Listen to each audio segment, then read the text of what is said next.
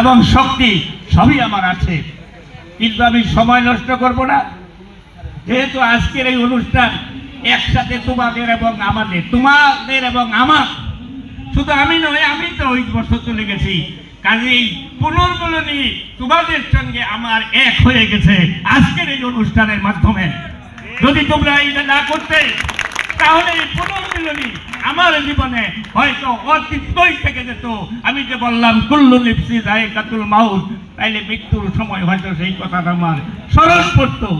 অতএব মৃত্যুর পূর্বে আমার যেন এই অতৃপ্তিটুকু না থাকে, সেইটুকু তোমরা পূর্ণ করে দিয়েছ। এই জন্য আমি আমার অন্তঃস্থল থেকে আমি আমার কৃতজ্ঞতা প্রকাশ করছি।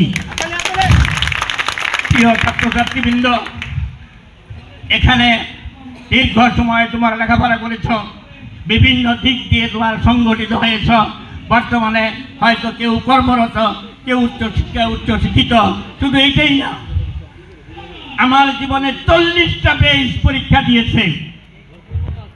আমার জীবনে তোমাদের মতো 40টা বেস পরীক্ষা দিয়েছে। সকালেই প্রতিষ্ঠিত, কেউ কেউ চাকরি করে আমার মতো অবসর হয়েছে, কেউ হয়তো দুনিয়া থেকে বিদায় হয়ে গেছে।